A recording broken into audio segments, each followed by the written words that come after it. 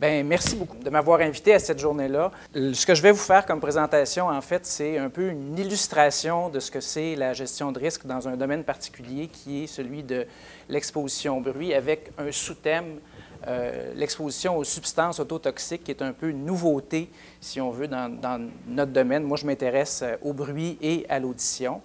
Je vous propose aussi un voyage un peu au 19e siècle, parce que le bruit, c'est un risque connu qui a des effets connus et dont le traitement est aussi connu.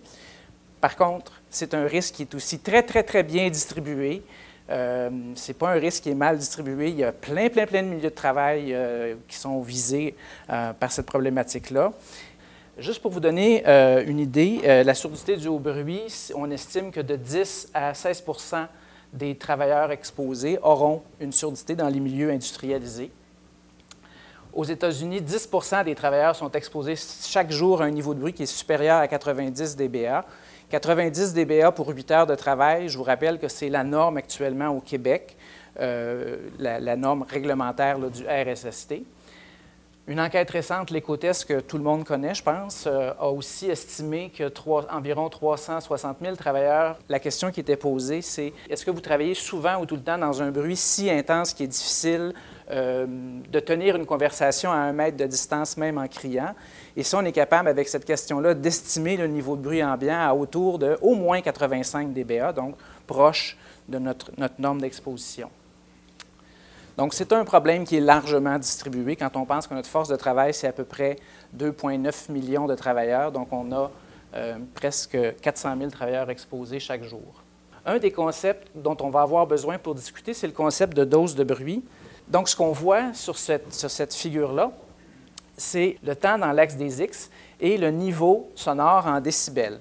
On peut s'imaginer que dans un poste de travail que le niveau de bruit va être constant et ne changera pas. La réalité des milieux de travail, c'est très souvent le contraire. Le niveau de bruit varie constamment, donc on va avoir des pointes, on va avoir des creux. Mais ce qui est important pour l'effet sur le système auditif, c'est la dose totale de bruit qui est reçue. Donc, c'est la superficie sous la courbe irrégulière, donc l'intégrale qui va nous permettre de prédire quels sont les effets de ce bruit-là sur l'audition. On peut représenter cette surface irrégulière-là par une surface régulière qui va prendre la forme d'un rectangle et qui va être le concept de dose de bruit qu'on appelle le niveau continu équivalent de pression sonore. Pour mes amis plus techniques, c'est le LAEQ, L pour niveau en anglais, A pour décibel A, puis EQ pour équivalent. Avec cette connaissance-là, on est capable de prédire quels seront les effets du bruit sur l'audition. Et ici, vous avez une figure sur les années d'exposition de 0 à 30 années d'ancienneté d'exposition au bruit. La perte d'audition en décibels à la fréquence de 4000 Hz. 4000 Hz qui est la fréquence de l'audition qui est la plus sensible à l'effet du bruit. C'est à cette fréquence-là qu'on va voir apparaître les premiers effets de l'exposition au bruit. 85 décibels, 95 décibels, 105 décibels, donc des doses d'exposition au bruit qui sont croissantes. Et ce qu'on voit, c'est que la surdité s'acquiert très rapidement dans les 5-10 premières années. Donc, on tue des cellules sensorielles dans l'oreille interne qui sont en nombre limité et qui ne se régénèrent pas. Et une fois qu'elles sont mortes, on ne peut pas les tuer une deuxième fois, donc la surdité se stabilise. La superficie qui est ici, qu'on peut comparer à une superficie de terrain, c'est une quantité d'énergie sonore. Si je double la quantité de cette énergie sonore-là, je vais augmenter le niveau en décibels de 3 décibels. Si je veux avoir la même superficie de terrain, si je double l'énergie sonore, ce que je vais devoir faire au temps qui est ici, c'est de le réduire de moitié. Et j'aurai exactement la même superficie de terrain. La ligne sera un peu plus haute ici, mais la superficie de terrain va être réduite de moitié. C'est ce qu'on appelle le principe d'égale énergie, qui est illustré ici. Vous avez une exposition au bruit à 85 décibels pendant 8 heures. La même énergie va être aussi présente dans une exposition au bruit à 88 décibels pendant 4 heures. La même énergie dans 91 décibels pendant 2 heures et ainsi de suite. C'est ce qu'on appelle le facteur de bisection de Q3. Q3 voulant dire, à chaque augmentation de 3 décibels, à chaque fois que je double l'intensité de l'exposition, je dois réduire de moitié la durée de cette exposition-là. C'est tellement bien connu que ça fait la norme ISO 1999, qui date de 1990, donc il y a plus de 20 ans, qui nous permet de prédire, à partir de l'exposition au bruit en carrière, de l'âge et du sexe de la personne, la surdité que cette personne-là va développer. Donc, on connaît très bien le risque. Il y a des limites à cette norme-là. On n'est pas capable de prédire ce qui se passe au-delà de 140 décibels. Ça travaille avec des horaires de travail de 8 heures. Alors, les horaires plus atypiques, 10 heures, 12 heures, la norme va sous-estimer les effets. Et ça limite l'ancienneté de travail à moins de 40 ans. Quand même, c'est des limites dans lesquelles on est assez confortable. À partir de cette norme-là, on est capable de prédire le risque de surdité indemnisable, donc indemnisable selon les critères de la CSST ici. On est capable de savoir qu'à 75 décibels 8 heures pendant 40 ans d'exposition, on aura une proportion quasi nulle de travailleurs qui auront une surdité attribuable à l'effet du bruit. Entre 1 et 5 pour 80 décibels, 8 à 14 pour 85, 23 à 32 des gens à 90 décibels, qui, je vous rappelle, est ici au Québec la limite réglementaire d'exposition. Donc, on sait, avec cette limite-là, qu'on aura une quantité assez substantielle de surdité après 40 ans d'exposition. On est capable d'aller voir avant 40 ans aussi, on est capable de savoir ce qui va se passer. Bon, 40 ans d'ancienneté d'exposition, ça considère que la personne commence à travailler à 20 ans, donc elle a 60 ans. On est capable de savoir ce qui se passe à 50, à 40, à 30 et même avant 30 ans, donc avant 10 ans d'exposition. Pour différents niveaux, 80, 85, 90, 95 décibels pour 8 heures. Ce qu'on voit, c'est qu'à 50 ans, entre 50 et 60, les chiffres, les proportions de surdité, de risque de surdité, changent à peu près pas. Parce que, une fois, comme je vous ai dit tantôt, qu'on a tué les cellules sensorielles de l'oreille interne, on ne peut pas les tuer une deuxième fois. Donc, les proportions cessent d'augmenter. Puis ça augmente un peu entre 40 et 50 ans. Le problème, c'est qu'on sait que la surdité s'acquiert très rapidement dans les 10 premières années d'exposition, et c'est là qu'on voit passer les niveaux, ici, là, autour de, si on regarde à 90, de 5 de la population à 10 puis ensuite on s'approche là autour de 20 Donc, c'est très, très bien connu, très bien documenté. Bon, le principe d'égale énergie a été peu à peu intégré dans les réglementations. Celle de l'Ontario utilise le principe d'égale énergie où on passe de 85 décibels 8 heures à 88 décibels 4 heures, 91 décibels 2 heures, etc. Et si on regarde ce que l'Organisation mondiale de la santé, à partir des données épidémiologiques, recommande en termes de durée d'exposition, vous voyez que ça fait une sacrée différence. 85 décibels 8 heures qui est dans la réglementation ontarienne versus 85 décibels pour 48 minutes. C'est ce qui permettrait de préserver l'audition des gens, même après 40 ans de carrière. Donc, il y a quand même un écart entre la réglementation et les aspects qui permettent de maintenir l'audition des personnes exposées. Alors, je vous ai parlé il y a 2 secondes du règlement ontarien. Je vous parle maintenant du règlement québécois. Le règlement québécois, lui, n'utilise pas un facteur de bisection de 3, utilise un facteur de bisection de 5. Ce que ça veut dire, c'est pour faire diminuer de moitié la durée de l'exposition, je ne vais pas attendre une augmentation de 3 décibels, je vais requérir une augmentation de 5 décibels. Donc, notre règlement dit 90 décibels pour 8 heures, 95 décibels pour 4 heures. Vous voyez que ça fait, au bout du compte, une très, très grande différence puisqu'on va permettre une exposition beaucoup plus longue, à des niveaux plus élevés que si le règlement fonctionnait avec un facteur de bisection de Q3. Pourquoi? D'où ça vient? C'est que notre règlement à nous est basé sur ce qu'on pensait dans les années 50 du siècle précédent, que l'intermittence de l'exposition au bruit, vous avez la première figure que je vous ai présentée, des pointes de bruit, des creux, on pensait que la surdité pouvait récupérer dans les creux d'une exposition au bruit quotidienne. Ce qui s'avérait être faux, on sait très bien maintenant que la surdité, même la surdité temporaire, vous êtes tous déjà allés dans un spectacle de musique ou un bar où il y avait beaucoup de musique, vous êtes ressortis de là avec une surdité qui, quelques heures après, était disparue. C'est ce qu'on appelle la fatigue auditive. Comme la surdité permanente, ça s'acquiert très, très rapidement dans la première heure d'exposition, et même si on poursuit l'exposition pendant 8 heures, le degré de surdité cesse de progresser, mais va prendre le double du temps à récupérer. Si vous avez acquis une surdité temporaire sur une période de 8 heures, vous l'avez acquise pendant la première heure, ça va vous prendre 16 heures pour la récupérer complètement. Donc, l'intermittence qui est invoquée pour dire on va être plus permissif dans un règlement, au lieu d'avoir un 3 décibels à chaque fois que le son double, puis on va réduire de moitié l'intensité, on va permettre que ce soit 5 décibels pour prendre en considération le pseudo-effet d'intermittence, qui ne s'est pas avéré dans la littérature scientifique. Ce qui a fait en sorte que dans plein de législations, on est passé du facteur de bissection Q5 qui était répandu partout à un facteur de bissection Q3. Vous voyez, au Canada, on est les derniers à avoir gardé un facteur de bissection Q5. Territoires du Nord-Ouest et Nunavut ont aussi le Q5, sauf pour les mines, où c'est Q3 qui va être appliqué. Et c'est un peu la même chose à travers le monde. Je vous ai mis les juridictions qui ont gardé l'approche Q5. C'est intéressant de voir qui sont ces juridictions-là. Le Brésil, les États-Unis, le Chili, Israël, l'Inde. D'autres pays ont changé, sont allés en Q3, mais ont maintenu des niveaux d'exposition à 90 décibels, donc des niveaux qu'on considère être élevés. Notre règlement et le règlement américain sont à peu près identiques.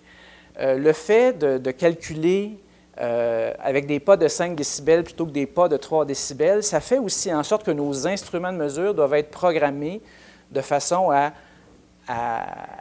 apprécier le bruit en trichant sur la pondération décibel-temps. Et quand on fait cette comparaison-là, on a des équipements, des dosimètres qui sont capables de calculer à la fois en Q3 et en Q5 chez le même individu. Ce que ça donne, quand on calcule avec le règlement québécois, vous avez des doses d'exposition mesurées par les équipements qui vont être systématiquement inférieures à la dose qui serait affichée par le même équipement si on utilisait un facteur de bissection de Q3. Et ça donne des différences de l'ordre de 5 à 8 décibels, dépendamment de la variation qu'on va observer dans les niveaux de bruit. Non seulement le règlement il est permissif par rapport aux connaissances scientifiques, mais en plus, la mesure qu'on va faire va donner des valeurs qui sous-estiment l'exposition réelle. Ça, c'est une étude américaine. Et vous avez une étude québécoise, et là, je voudrais souligner la date de cette étude-là, 1991, il y a 20 ans, qui avait démontré la même chose, des différences très importantes entre les deux méthodes de mesure, là, de l'ordre de 10 décibels en moyenne quand on est dans une zone entre 70 et 75 décibels d'exposition, de l'ordre de 7 décibels quand on est entre 80 et 85, puis un peu moins quand on est au-delà de 90 décibels. Donc, non seulement le règlement est plus permissif, mais en plus, la méthode de mesure qui est en dessous sous-estime l'exposition.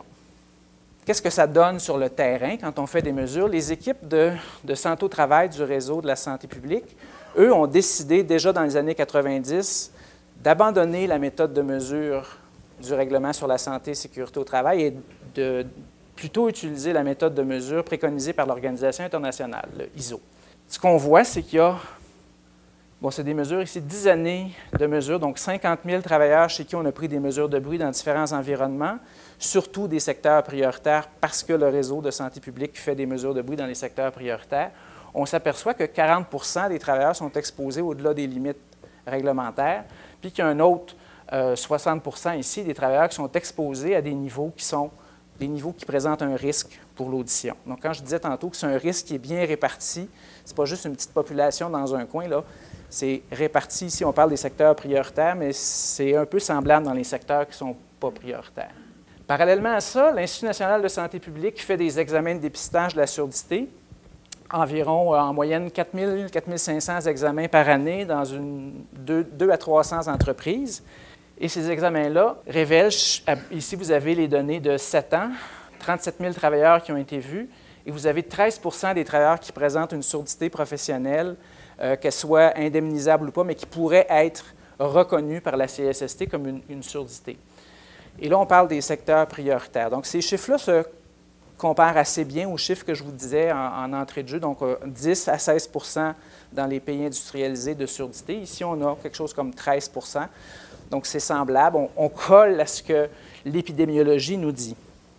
Le nombre de surdités professionnelles reconnues au Québec, ici, je vous donne des chiffres de 1999 à 2004. En moyenne, c'est autour de 1850 cas par année. 2009-2010, on vient de faire un grand bond. On est plutôt autour de 2500 par année. Et la surdité professionnelle, c'est représente autour du tiers à presque le 2/3 de toutes les maladies professionnelles qui sont indemnisées par la CSST. L'indemnisation, combien ça coûte? Ça coûte à peu près en moyenne 5 000 $ par cas. Donc, sur cet échantillon-là, de 1999 à 2004, ça représente à peu près 7 millions, en gros 7 millions de dollars par année en déboursés que la CSST fait et qu'elle refile aux employeurs. Les gens, quand ils sont indemnisés, ils ont en moyenne 55 ans. Ça fait déjà 15-20 ans qu'ils vivent avec des problèmes de surdité. Tantôt, je vous ai montré que la surdité, ça apparaît très rapidement, donc les effets se font déjà sentir depuis longtemps. Le nombre d'indemnisations semble augmenter. Les niveaux de bruit ne semblent pas changer. Pourquoi? Parce que l'intervention qu'on fait, principalement, c'est de fournir des protecteurs auditifs. Et les protecteurs auditifs, ça ne permet pas, il n'y a pas de preuve de l'efficacité de cette intervention-là dans la littérature. Il y a une énorme asymétrie d'information où ce qu'on fait dans les milieux de travail, c'est qu'on fournit des protecteurs auditifs en laissant croire que cette solution-là va permettre d'éviter la surdité. Ce qui est absolument faux. La surdité va quand même apparaître. Les protecteurs auditifs vont aussi induire un risque d'accident de travail. Si j'ai déjà une surdité et que je mets des protecteurs par-dessus, j'augmente ma surdité et j'augmente le risque de ne pas entendre des signaux avertisseurs, des alarmes de recul, et il y a des cas documentés d'accidents mortels. Et si on regardait ce qui se passe ailleurs, comment c'est géré autrement dans le monde? En France, surdité pour les mêmes années, 1999 à 2003, autour de 500-600 surdités indemnisées à chaque année. Et au lieu de représenter cette fois-ci le tiers aux 2/3 des maladies, en France, ça représente moins de 1% des maladies professionnelles. En termes de nombre, c'est 3 fois moins important que ce qu'on observe au Québec, mais il faudrait prendre en considération que la force de travail en France est 10 fois plus nombreuse que celle du Québec. Ça veut dire que notre proportion à nous est comme 30 fois plus élevée, le nombre de cas qu'on a par rapport à ce qui s'observe en France. La grande différence, c'est que c'est 100 000 € l'indemnisation pour une surdité en France. 100 000 versus 5 000 $. Là, ici, il y a un incitatif majeur à faire en sorte que le traitement qu'on va utiliser va permettre d'aller réduire le bruit à la source plutôt que de fournir des protecteurs auditifs ad nauseam, parce qu'ici, il y a peut-être un redressement de l'asymétrie, où est-ce que l'État ici vient ajouter un incitatif très, très important à faire en sorte qu'on va mettre en place des moyens de réduction qui vont permettre de réduire la quantité de cas. Ce qui m'amène à vous parler aussi des effets ototoxiques. Pourquoi une transition entre le bruit maintenant et les effets ototoxiques? On s'est rendu compte tranquillement que certaines substances chimiques avaient aussi des effets sur le système auditif d'elles-mêmes, ou encore que ces substances-là avaient une interaction particulière avec le bruit, ça rendait l'exposition au bruit plus nocive. Quand on va parler d'effets ototoxiques, mettez-vous des protecteurs, ça n'aura aucun effet parce que les substances, vous allez les absorber par les voies respiratoires, par la peau. Alors, la logique du protecteur auditif, ici, elle tombe. Il faut travailler ça autrement et c'est un outil qui est un outil intéressant. Donc, les effets de certaines substances chimiques vont perturber l'oreille interne, un peu comme le bruit, vont avoir des effets sur ce qu'on appelle le système auditif central. Donc, les connexions entre l'oreille interne et le cortex auditif vont atteindre ces structures-là. Un des exemples, c'est le plomb qui est neurotoxique, et des effets de potentialisation là, du bruit sur l'audition. 300 000 travailleurs selon Ecotest qui sont exposés souvent ou tout le temps à des vapeurs de solvants, et on a différentes valeurs là, de différentes études, mais ça tourne autour de 300-400 000 travailleurs exposés. Actuellement, les articles du règlement sur la santé et sécurité qui concernent le bruit ne considèrent pas du tout l'interaction qui est possible entre le bruit et des substances ototoxiques. C'est vu de façon complètement distincte. On a réalisé ici une grande revue pour examiner l'ensemble des substances qui sont couvertes par le RSST, pour essayer de voir est-ce qu'on a des preuves d'effets ototoxiques à des concentrations qui correspondent aux limites du règlement. Est-ce qu'on a des preuves dans la littérature humaine ou animale de ces effets-là? Donc, on a analysé 180 expériences, 27 substances, pour retenir qu'on a des preuves convaincantes que le plomb, le styrène, le toluène puis le trichloréthylène sont des substances ototoxiques. Donc, les travailleurs exposés à ces substances-là ont des effets sur leur système auditif. Pourtant, ces travailleurs-là, s'ils ne sont pas exposés au bruit actuellement, n'ont aucun programme de surveillance de leur audition.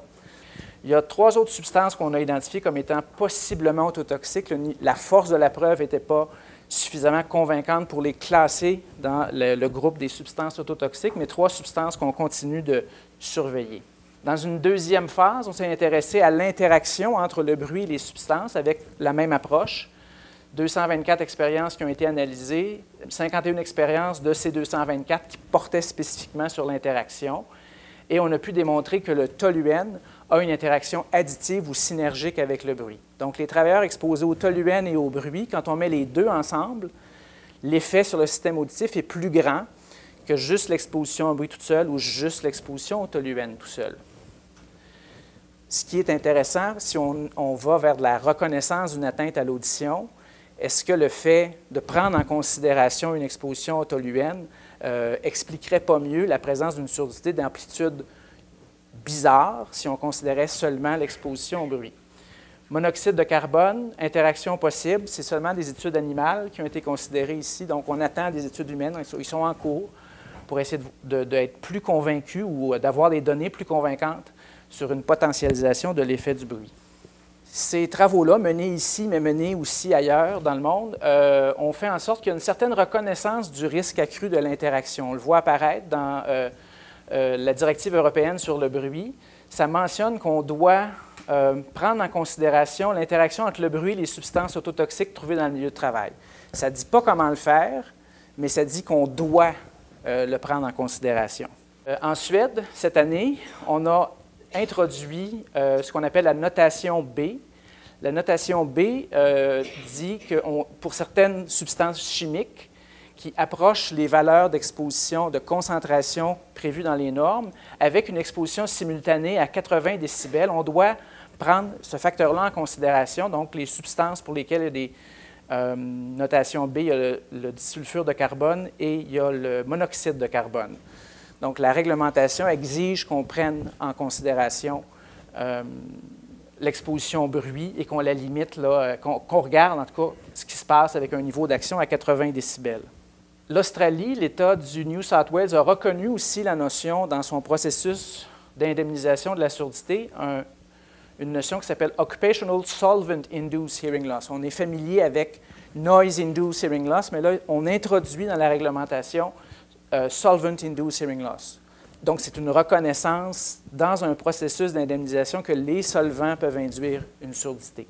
Ce qui est intéressant avec ces éléments-là, c'est que ça force les gens à se reposer des questions sur le bruit, sur les traitements qu'on utilise pour réduire l'exposition au bruit, sur l'efficacité de ces traitements-là qui est pas démontrée, ou en fait, l'efficacité, ce qu'on démontre année après année, décade après décade, c'est que la protection auditive, c'est un moyen qui n'est pas efficace, qui ne permet pas de réduire la prévalence de la surdité, qui ne permet pas de réduire les effets. Donc, en conclusion, si le titre c'était « Convergence », ce que ça montre, c'est que oui, il y a une convergence dans plusieurs pays du monde où les données scientifiques convergent avec la réglementation, mais qu'ici, en tout cas, ce n'est pas une convergence à laquelle on assiste, c'est une divergence. C'est une divergence qui est là depuis... Notre règlement, il date de 1979. Et est-ce que c'est une asymétrie d'information qui fait qu'il n'y a pas nécessairement de pression des milieux de travail où on ne réalise pas, du côté des employeurs non plus, qu'il y a des coûts associés au fait qu'on utilise les moyens qui ne sont pas les bons pour lutter contre un agresseur et les effets? La réglementation actuelle ne prend pas non plus en considération le risque de certaines substances chimiques sur l'audition, ce qu'on appelle la notation bruit, un peu ce que la Suède a décidé de faire en intégrant cette notation-là, qu'on pourrait aussi intégrer à notre réglementation.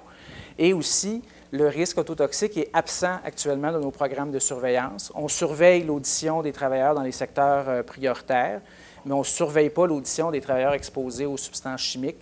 Alors, on devrait peut-être commencer à faire ça et trouver aussi des moyens de le faire, parce que de faire des tests d'audition, ça ne permet pas nécessairement de savoir comment le système auditif central travaille. Donc, un seuil d'audition, un audiogramme, ce n'est pas une bonne mesure de l'efficacité ou de la conduction nerveuse du système auditif central. Donc, ça impose aussi un changement dans les méthodes de mesure des capacités auditives. Donc, il va falloir aussi tester ces méthodes-là pour arriver à mieux comprendre le problème.